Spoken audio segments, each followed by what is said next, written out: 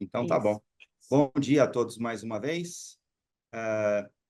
Dia 25 de setembro de 2024, mais uma reunião da Comissão de Estudos Tributários da ABIAB, do Sindibor e da Aresp, com a parceria com os escritórios Correia Porto e RNR Advogados, nossos escritórios coordenadores desta comissão. Temos aqui hoje uma série de temas para debate, e eu os comentarei aqui, que são a atualização sobre a reforma tributária. Dr. Felipe Agra, pela RNR, trará aí algumas novidades, atualizações para nós sobre o assunto. STF, o tema 816, ISS na industrialização por encomenda.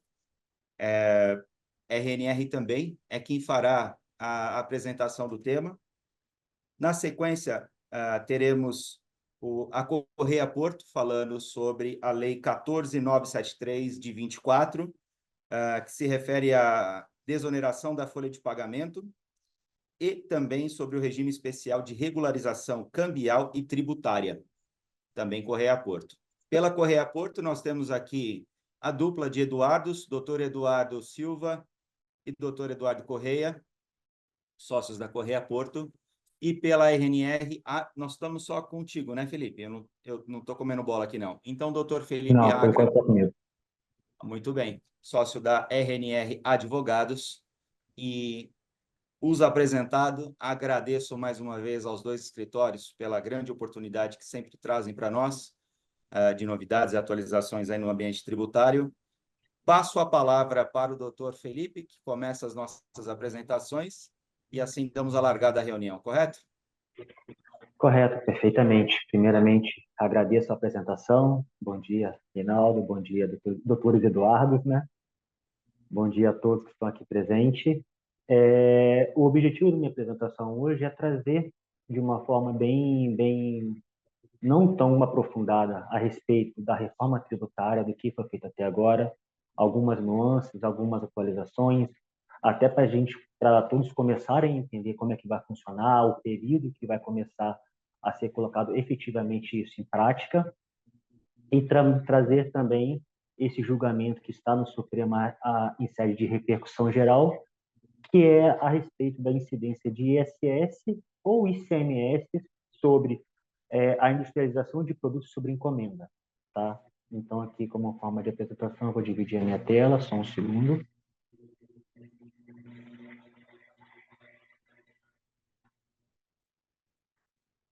Todos estão vendo? Estamos só agora está assim, está em modo apresentação, tudo certo. Maravilha. Deixa eu só colocar essa tela para cima. Pois bem, como eu falei, o objeto da minha apresentação de hoje é sobre a reforma tributária, trazendo alguns aspectos, os principais aspectos, e sobre esse julgamento do STF. Como todo mundo sabe, a reforma tributária ela é discutida há muito e muito tempo, né? A nossa lei tributária ela rege de antes mesmo da Constituição Federal de 88, então é uma lei bem antiga, que era até então uma lei ordinária e que foi recepcionada como um poder de lei complementar. Então, é uma lei que vem bem defasada, que não vem suprindo as necessidades do mercado como ele é hoje, através mesmo do comércio eletrônico, das transações que hoje ocorrem de maneira muito mais célere. Então, é muito discutido há anos essa necessidade de efetuar, de fato, uma reforma na legislação tributária brasileira. E até mesmo por uma questão de ser uma discussão muito antiga, foi aprovada até de uma forma, não sei se o doutor Eduardo concorda, de uma forma até muito célere essa emenda constitucional que efetivamente começou essa reforma, né? Porque não é uma reforma completa, é uma reforma parcial, até porque não vai reformar de um primeiro momento tudo. Ela será uma reforma gradativa, onde inicialmente ela iniciará pelos tributos que são sobre o consumo, que é o ISS municipal, o ICMS estadual, o PIS e a CONFINS e o IPI, tá? A primeira reforma será essa. Então, como a gente fala, foi uma reforma que foi aprovada de uma forma muito célere, e às vezes eu acho que é até um pouquinho sem uma discussão muito aprofundada do que realmente seria feito nas próximas etapas. Eu vejo até um certo cunho político, mas, enfim, a gente sabe como é que funciona a nossa política e o nosso Congresso Nacional hoje. Então, essa emenda constitucional ela foi aprovada em novembro de 2023, tá?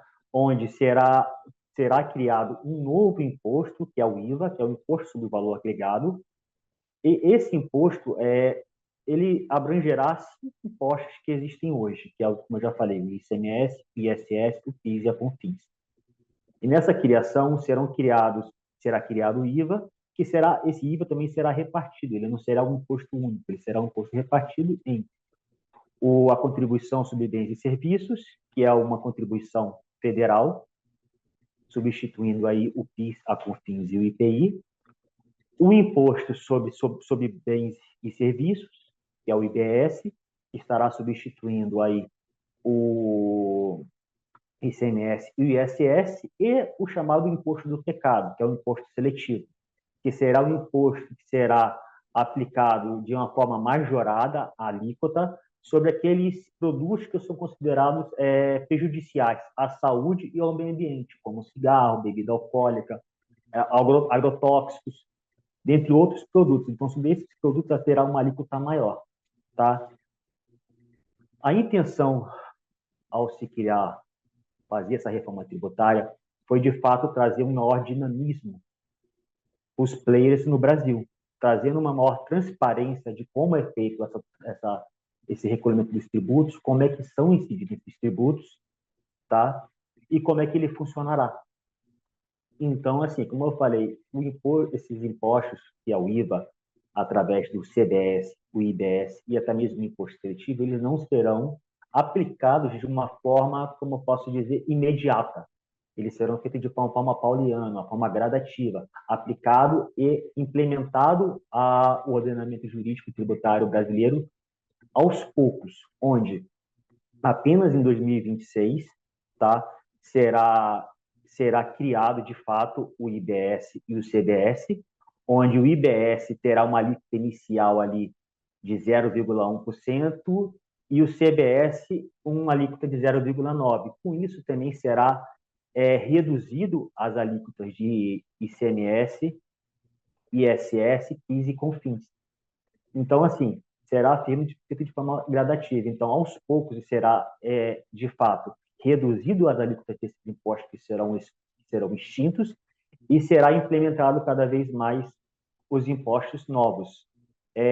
Aí, nesse gap, a gente tem aí um gap de até dezembro de 2032 para, de fato, implementar todos esses impostos, todas as tratativas, todas as obrigações acessórias que farão necessários para a implementação desses impostos. Então, assim, se já estão sendo criadas novas leis, já foram até o momento criadas 2 novas leis, tá? Os casos ainda não, salvo engano, ainda não foram publicadas, mas também elas estão apenas em fase inicial de discussão, onde está sendo discutido a questão da forma de criação do comitê gestor do IVA, que será o responsável direto pela fiscalização, pela implementação das dinâmicas, quais impostos terão uma redução de alíquota, quais impostos terão isenção, quais impostos, quais produtos sofrerão um aumento na carga tributária e, principalmente, será realizado um balizamento nas alíquotas dos impostos do IVA, onde todos os impostos terão uma alíquota igual. Atualmente, o IVA e os impostos, foi feito inicialmente um estudo que seria aplicado uma alíquota inicial de 26,5% para o IVA, isso para poder fazer as contribuições para o CBS, para o IBS. Só que, contudo, para isso, será necessária uma análise da própria Fazenda Nacional. A Fazenda Nacional que verificará essa alíquota fará um estudo e será apresentado esse estudo para o Congresso Nacional. Como eu falei, inicialmente tinham aplicado uma alíquota de 26,5%. Contudo, Essa alíquota hoje gira em torno de 28%, sendo considerada aí uma alíquota, a maior alíquota do IVA no mundo. O Brasil está em primeiro nessa questão. Contudo, isso aí ainda pode sofrer alterações, até mesmo por questões políticas, questões ideológicas, porque realmente uma aplicação de uma alíquota de 28%, sendo considerada o maior IVA do mundo, é uma alíquota muito grande. Então, assim, com a criação do IVA, vai acabar a acumulatividade, todas essas contribuições, os impostos serão não cumulativos. Isso quer dizer o quê? Não haverá essa cumulatividade. O imposto pago na etapa anterior, como, por exemplo, no ICMS, onde o que você paga na etapa anterior é utilizado como crédito na etapa posterior. Isso aí vai ser aplicado para todos os tributos que estão atribuídos ali no IVA. Então, não haverá cumulatividade. Como eu já falei, será também aplicada uma alíquota única e uniforme, como forma de dar maior transparência e facilidade para as empresas que já estão aqui no mercado nacional, mas também para as empresas que estão chegando no mercado brasileiro. O objetivo é também trazer essa transparência para também trazer uma maior quantidade de empresas que queiram investir no Brasil, e isso aí melhorar a economia brasileira.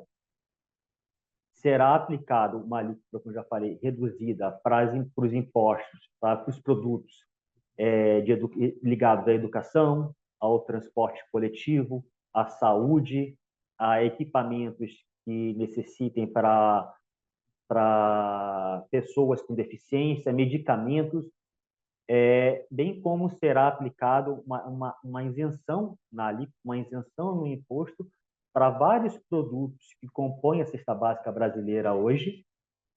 Haverá uma isenção desses tributos com o objetivo de reduzir essa cesta básica brasileira e alguns medicamentos. Opa, desculpa.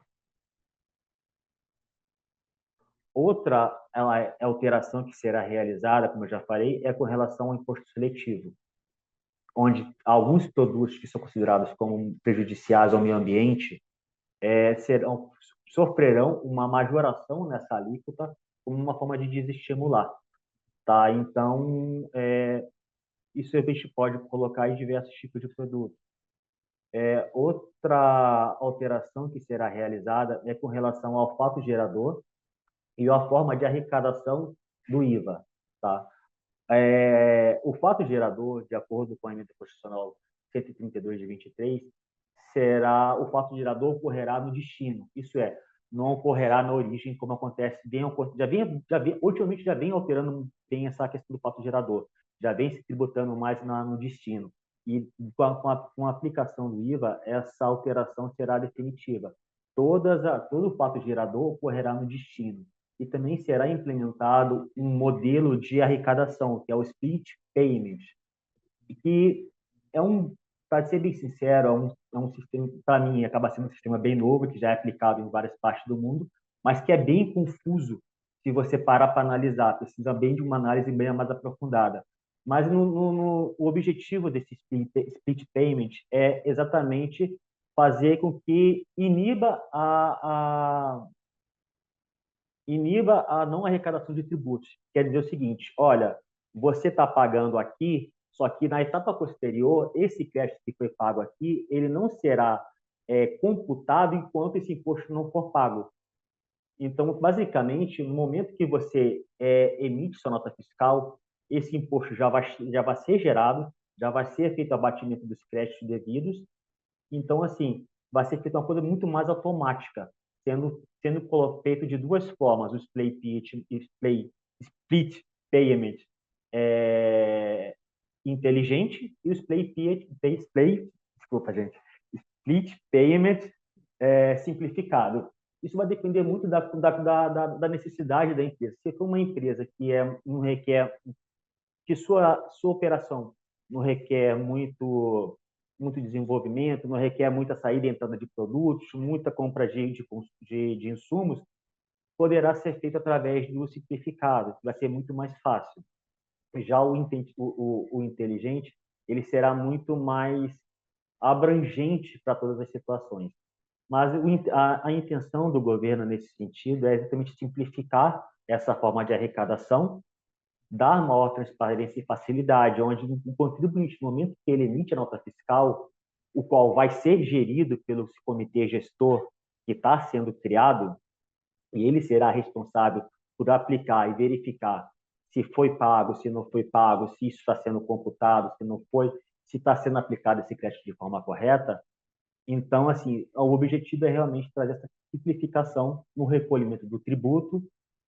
Não será mais necessário efetuar uma escrituração dos créditos na contabilidade, contudo, será possível acumular créditos, só que esses créditos poderão ser acumulados para títulos de creditamento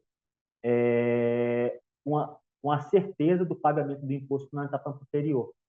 E na hora que for efetuado esse pagamento do imposto, esse crédito não irá para o consumidor para depois efetuar esse repasse.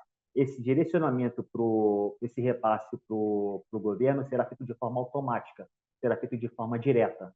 Tá? Não haverá aí nenhum intercalamento e necessidade do contribuinte que adquiriu o produto e depois efetuar esse repasse.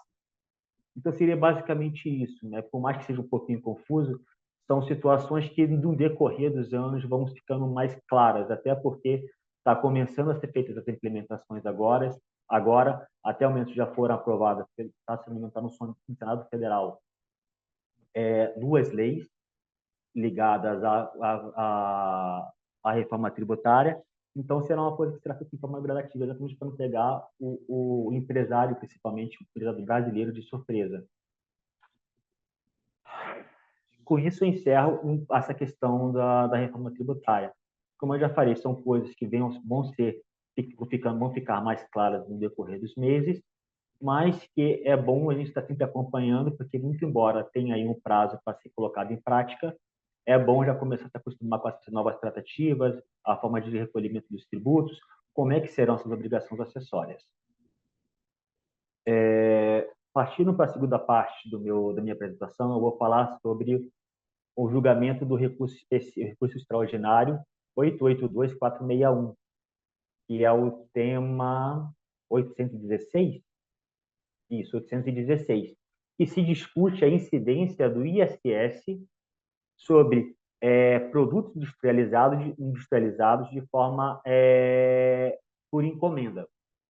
Há algum tempo atrás, o STF já tinha estabelecido o entendimento de que os produtos, as industrializações realizadas por encomenda ao consumidor final não incidiria nem em IPI e nem em ICMS, mas sim ISS. Parando para analisar sobre essa perspectiva, isso pode ser uma vantagem, porque a alíquota do ISS seria menor, contudo, os créditos, aí a negociação na tomada de crédito com relação ao ICMS e o IPI não aconteceriam. E agora o Supremo está julgando esse mesmo tema, mas sobre os produtos intermediários. Quer dizer o quê? Que são aqueles produtos que são feitos, são industrializados, mas que eles não vão para o consumidor final. Eles vão para uma outra empresa que vai acabar aquele produto e depois sim vai revender, vai transmitir aquele produto para o consumidor final. Então, o produto intermediário.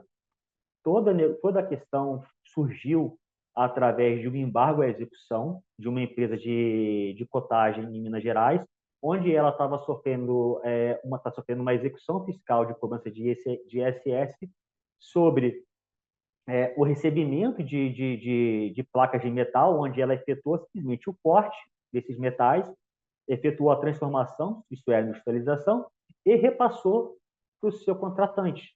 Então, assim, ela não fez nenhuma transmutação desse produto, ela simplesmente cortou, fez ali aquela parte que lhe cabia, a parte de encomenda, nos moldes que a empresa contratante estava requerendo, os produtos que a empresa requerente estava requerendo, então ela simplesmente repassou. Isso aí não é uma transformação de uma coisa em outra, sendo revendido como para o consumidor final. É uma situação intermediária. Então, essa empresa ela alegou essa questão do embargo da execução, falando que o serviço que ela praticava não era ISS, mas sim ICMS. E essa questão foi julgada em segunda instância, sendo favorável à não incidência do, do ICMS para poder ser aplicado o ISS, subiu para a segunda instância sob a relatoria do Toffoli, onde o Toffoli, em abril de 2023, ele entendeu pela inconstitucionalidade da aplicação do ISS, da aplicação do ICMS, desculpa, da aplicação do ICMS sobre esses produtos. Ele entende que, uma vez que se trata de uma coisa por encomenda, que só vai ser aplicado para um contribuinte, somente para uma empresa, não haveria incidência do ICMS, muito embora esse item possa ser enquadrado no item 14.5 da Lei 116/03. Então, assim, esse entendimento está sendo seguido pela maioria dos ministros, tá? Apenas até o momento, apenas o ministro Alexandre de Moraes que divergiu desse entendimento, onde ele aplicou, segundo o fundamento dele, o serviço praticado por essa indústria era simplesmente de porte. Ele não estava fabricando, ele não estava alterando. Então, haveria sim ISS sobre esse produto. Contudo, como eu já falei, esse entendimento não tá ganhando força. 7 ministros já votaram a favor do relator para a aplicação do ICMS, não do ISS, já julgando inconstitucional a incidência do ICMS sobre o produto industrializado sob encomenda, ainda que seja intermediário, e também aplicando uma limitação da multa moratória, tá, em 20%. Segundo o entendimento do ministro relator, aplicar uma multa moratória nessa questão seria de acima de 20%, teria caráter confiscatório. Então, até o presente momento, esse julgamento foi parado em razão de um pedido de vista do ministro André Mendonça. Então, esse julgamento foi parado, foi paralisado. Contudo, como a gente pode verificar pelo placar que vem sendo aplicado, até mesmo pelo entendimento que o próprio Supremo já tinha sobre uma questão muito similar, que é sobre o produto acabado, propriamente dito, por encomenda, a tendência é que seja realmente aplicado esse entendimento de inconstitucionalidade da incidência do ISS sobre produtos industrializados por encomenda, ainda que sejam por encomenda. Ainda não há uma nova data para julgamento desse tema, mas é uma coisa que a gente pode acompanhar e, se for do interesse de todos, eu posso aplicar, a gente pode passar um parecer com mais detalhes sobre essa questão, verificar quais produtos que poderiam sofrer essa incidência e se há esse interesse de aplicar esse entendimento. Seria basicamente isso. Eu me coloco à disposição, passando a qualquer dúvida, qualquer questão que esteja aí pendente. E muito obrigado. Esticada. Doutores Eduardo Silva e Eduardo Correia, Correia Porto, a palavra está com vocês, por favor. Vamos lá, obrigado. Obrigado, Reinaldo. Obrigado, Felipe. Bom dia, Edu. Bom dia a todos. Enquanto eu vou abrindo aqui o arquivo, eu vou falar rapidamente da desoneração de folhas e eu me comprometo a falar em 7 minutos, né? E aí fica a cargo do Eduardo o poder de síntese aí também dele, né? Vamos ver como que ele vai ser a performance dele. Mas o interessante, como falou de reforma tributária, né? E falou também aí desse julgamento do Supremo, né? Que depois da reforma tributária, esse conflito de competência não existirá mais, né? O que acaba sendo bastante positivo, né? E nós estamos tendo isso na industrialização, tivemos no software, tivemos no setor gráfico, enfim, tivemos já isso. Eu compartilhei errado aqui. Eu vou abrir meu arquivo e fazer o compartilhamento. Então, nós não Mas não esquece teremos de assinar o mais. documento, tá? Olha, eles ficam me cobrando aqui, viu, Reinaldo? Porque eles vão mandando contratos e eu não sei do que se trata, mas enfim, tem que assinar. Estou com essa pendência aí. Vai lá, pode. Agora vai dar certo, peraí. É que cada plataforma que a gente usa tem uma forma diferente aqui, né, de compartilhamento. Mas é bem rápido, né? Tá na tela, tá na tela. Está na tela, né? Vamos lá, pessoal. Então, para ser muito breve, né? Semana passada, né, foi publicada a Lei 14.973, né? Então, essa lei ela trouxe várias novidades, né, coisas bastante expressivas, inclusive, nem todas aplicáveis a pessoas jurídicas, mas também aplicáveis a pessoas jurídicas, né? Então, ela trouxe essa questão ela traz uma solução para todo esse debate que teve entre os poderes com relação à desoneração de folha. Ela trouxe algumas inovações com relação à declaração de regimes especiais. Então, esse é um tema que ele ainda está, está sendo aí preenchido aí com novidades ainda, né? Trouxe também algumas modificações. Bom, reinstituiu o RERCT, né, que é a possibilidade aí de repatriação de valores que estão no exterior também, a possibilidade, inclusive, também de você declarar valores não, eventualmente não declarados no Brasil. Olha que coisa interessante. A possibilidade de atualização também dos valores relacionados aos imóveis, né? Só que a gente vai tratar nessa oportunidade muito rápido da desoneração de folha apenas como um aspecto informativo e a questão da repatriação nessa oportunidade, sem prejuízo, viu, Reinaldo, de nós juntamente com o Felipe, né? Nós fazermos aí eventualmente alguma coisa, uma live, né, se for o caso, específica dessa lei, porque ela pode chamar a atenção aí dos associados e pode ser alguma coisa interessante. Mas com relação à desoneração de folha de pagamento especificamente, né, é, basicamente é o seguinte, né, é só para meio que um fechamento de uma novela, né? Então a desoneração ela foi instituída lá no ano de 2011. Várias mudanças foram acontecendo ao longo do tempo. No final do ano passado foi editada uma medida provisória, onde lá tinha um marco, né, de extinção da desoneração de folha de pagamento já a partir de abril de 2024. Começou-se então uma queda de braço entre poder legislativo e poder executivo, até que foi editada uma lei. Essa lei editada ela já prorrogava então a desoneração de folha até dezembro de 2027, ou seja, então houve um consenso, né, entre poder legislativo e poder executivo. Eles então prorrogaram para dezembro de 2027, mas na sequência o próprio governo federal ajuizou uma ação direta de inconstitucionalidade no Supremo Tribunal Federal para suspender a eficácia, então, da desoneração de folha de pagamento e essa lei, né, suspender a eficácia dessa lei que prorrogava a dezembro de 2021. Aí o Supremo ele falou, olha, vocês têm que parar de brigar, né? Mais ou menos isso, né? Para poder explicar de uma maneira simples. E eu vou dar um prazo para que isso aconteça. E esse prazo é até o dia 12 de setembro, né? E até 12 de setembro ainda não tinha essa lei publicada, 14.973. O Supremo deu mais 3 dias e aí até que no dia né, e aí, no dia 16 ela foi promulgada, dia 17 ela foi publicada, né? E aí cumpriu-se o prazo, e aí essa lei vai dizer basicamente o seguinte, tá? Então, para o ano de 2024, nada muda, havia uma expectativa muito grande do mercado, porque com a suspensão da eficácia, eventualmente as empresas teriam que recolher alguma coisa aí de forma retroativa, né? É, Então, existia esse ponto. Para 2024 nada muda, e a gente começa agora um processo de reoneração da folha de pagamento, né, para os anos de 2025, 2026 e 2027, né? Então, nós teremos aí um período de reoneração, nós temos aqui uma programação.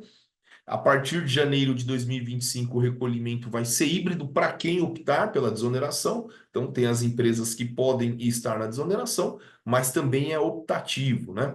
E aí, para 2025, é nessa proporção: 80% das alíquotas sobre receita bruta, 25% das alíquotas sobre folha de pagamento. Isso quer dizer, só para dar um exemplo, né?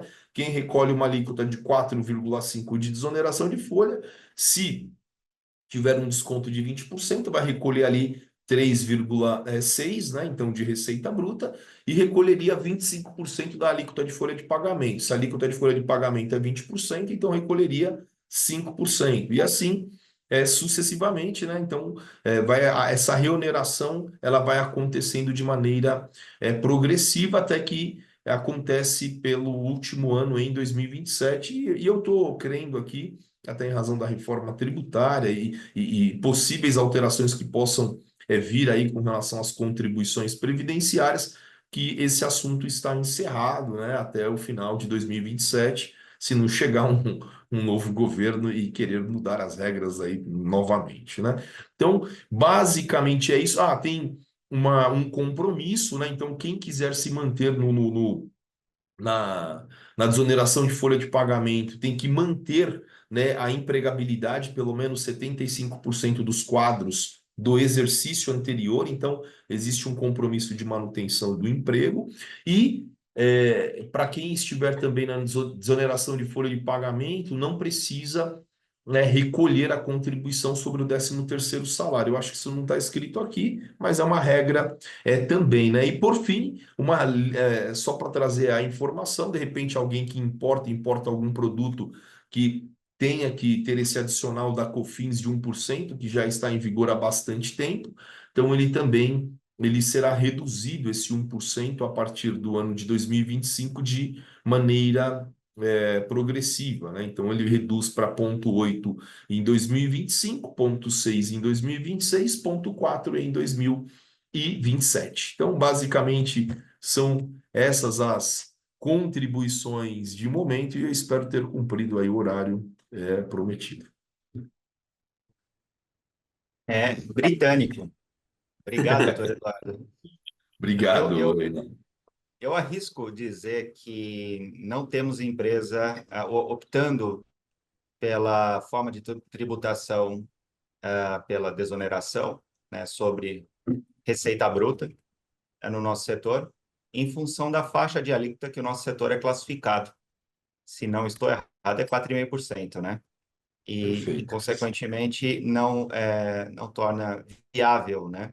Essa já não era viável, ainda mais agora com essa modulação. Bom, continuaria não sendo, né? Se eu, É isso aí. se eu não estou errado, acho que não temos no setor. E se eu tiver certo, eu diria que os outros temas dessa lei nova, doutor Eduardo, meu Deus do céu, parece que tem ali um pote de ouro de oportunidades, né? Você só citou nomes ali, eu fiquei imaginando uma série de coisas aqui. É. E, óbvio, não sei se há ainda modulação para acontecer ou não, ou se já está valendo, né? Já deram a Não, largada, mas essa lei ela já poderia. está ela tá em vigor já, né? E tem coisas bem interessantes, mas aí precisa ser tudo precisa ser analisado com bastante cautela, né? Então, o Edu vai trazer algumas informações aqui e tem que analisar com bastante cautela para saber se aplica ou não aplica a realidade da empresa, né? Mas essa questão do RECT aqui é uma grande oportunidade de repatriação, né, oportunidade de você declarar aquilo que você não declarou, essa questão dos imóveis também. Só que aí você tem que fazer conta, né, para saber porque se for um imóvel que você for vender aí dentro do prazo de 6 anos, talvez não valha a pena você atualizar o valor do imóvel, né? Então, só para dar o exemplo prático, né? Você tem um imóvel de 1 milhão, hoje ele vale 2,5. Ao invés de quando você for vender em tese, né, você pagaria um ganho de capital de 15% sobre esse 1,5 milhão, né? Ele está te dando a oportunidade de pagar 4%. Uma vantagem bastante interessante, só que tem que verificar o tempo que você vai ficar com o imóvel, né? E para saber se isso para você é algo que realmente vai fazer sentido ou não. E eu sei que isso se aplica a empresas, porque a gente sabe que os empresários têm seus investimentos aí, né? Em outras áreas também, e inclusive a imobiliária, e isso pode ser bastante interessante para quem tem suas holdings e etc., aí, né, imobiliárias, etc. Então, pode ser algo bastante interessante para nós debatermos oportunamente.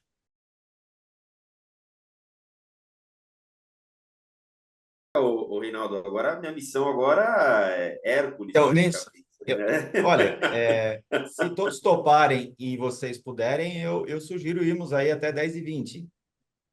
Não, não Eu me perdeu. comprometo a falar aqui muito rápido. Esse tema é um tema, ele é amplo, na verdade, né? Não é um tema específico para o segmento.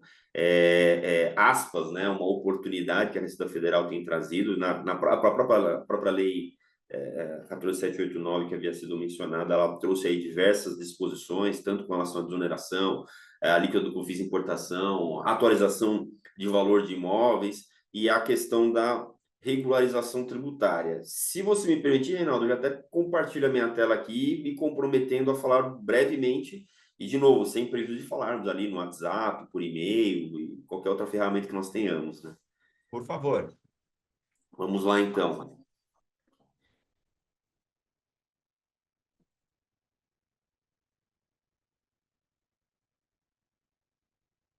Opa. Todos vendo a tela aqui?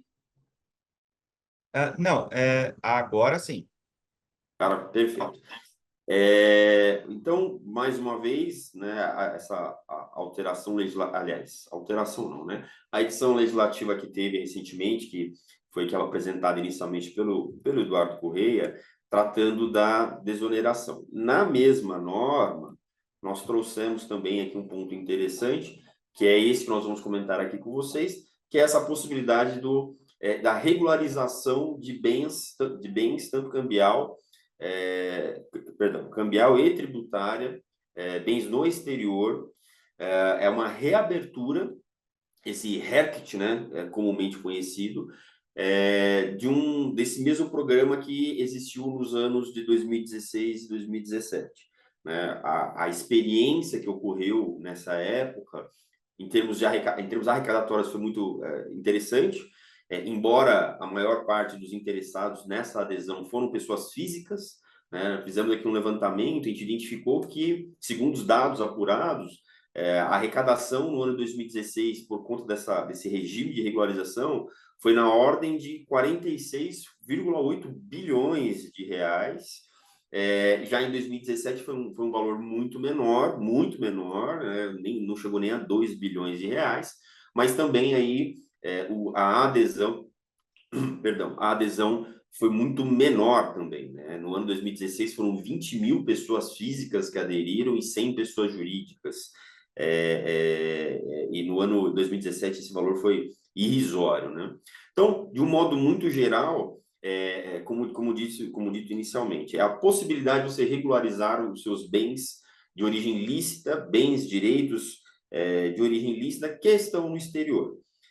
Esse prazo, essa adesão, ela vai até dezembro de 2024, 15 de 12 de 2024, e vai ser considerado, né, ele é instrumentalizado por meio de uma declaração, que é a DERCAT, também comumente conhecida, que vai levar em conta a situação em 31 de 12 de 2023.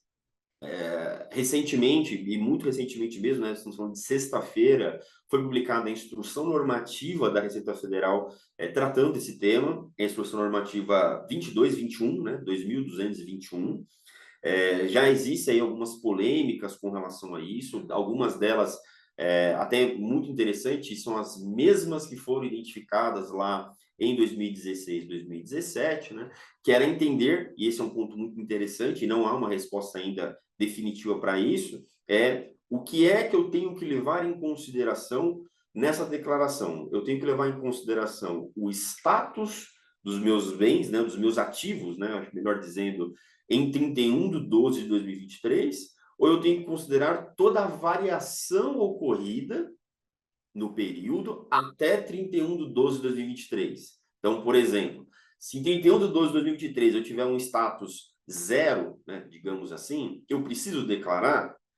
Sim ou não? Ou, mesmo eu estando zerado ali no final do ano, toda a evolução ocorrida no período, isso deve ser levado em consideração. Não tem uma resposta propriamente para isso, isso ainda, a gente acredita que até lá, até 15 do 12, temos essas informações. Como eu havia mencionado, esse processo de regularização é por meio de uma declaração, que é essa DERCAT, considerando esse período, ali você declara de modo detalhado os seus bens e direitos, e aqui tem um slide aqui na sequência esclarecendo o que seriam esses bens e direitos, e tudo isso sem prejuízo das devidas escriturações contábeis, fiscais e até mesmo eventual regularização societária nesse sentido. Aqui é um slide um pouco genérico, né? Um pouco genérico não, perdão, um pouco amplo, né? Explicando o que representa essa regularização, né? Porque você regulariza, você regulariza, declara e você faz a repatriação desse ativo. E essa repatriação ela deve ser feita por meio de uma instituição financeira regulamentada, autorizada, auditada pelo Banco Central. E tudo isso é feito mediante a própria declaração que você faz na Receita Federal. Havia uma polêmica muito representativa também, porque hoje existe também a obrigatoriedade de você fazer a sua declaração de bens, né, que é a conhecida DCBE, que é a sua declaração, bens não, perdão, a sua declaração de capitais, que é a declaração de capitais brasileiros no exterior, e isso é uma declaração que você apresenta ao Banco Central. Na época, havia ali uma certa divergência de datas, que a depender poderia criar um problema para a Receita, para o Banco Central ou em ambos. E aí, diferentemente dessa situação ocorrida lá atrás, agora de acordo com a Instrução Normativa 22 e 21, que saiu na sexta-feira, a própria declaração que você faz para a Receita Federal, ela é compartilhada diretamente com o Banco Central. Aqui são os tipos de ativos que são abrangidos. Então, a gente tem aqui os ativos financeiros, operações de empréstimo, operações de câmbio. Aqui uma lista, aqui um rol de ativos que são considerados, né? Depósitos, certificados, operações de empréstimos, recursos de qualquer natureza, apólice de seguro, enfim. Temos aqui uma relação de ativos. Também temos aqui outra relacionada a bens, tanto intangíveis quanto bens móveis, imóveis, participações societárias. Então, aí a gente amplia ainda mais, né? Não estamos falando apenas de questão cambial e cambial financeiro, mas também veículos, aeronaves, participações societárias e outros mais. Então, é uma oferta, né, digamos assim, trazida pela legislação, de modo a você fazer a regularização e repatriação desses ativos para o Brasil. Aqui a gente trouxe algumas pequenas considerações que devem ser levadas em consideração, né? A partir do momento que você faz essa repatriação, é enxergado um acréscimo patrimonial, né? É enxergado um aumento, um incremento no seu patrimônio, e aí tem aqui o período que deve ser considerado. É possível você fazer uma complementação de declaração, então, ainda que já tenha passado aí 5 anos, né, eventuais bens que não foram declarados lá na época, né, 16 e 17, é possível você complementar na declaração de agora.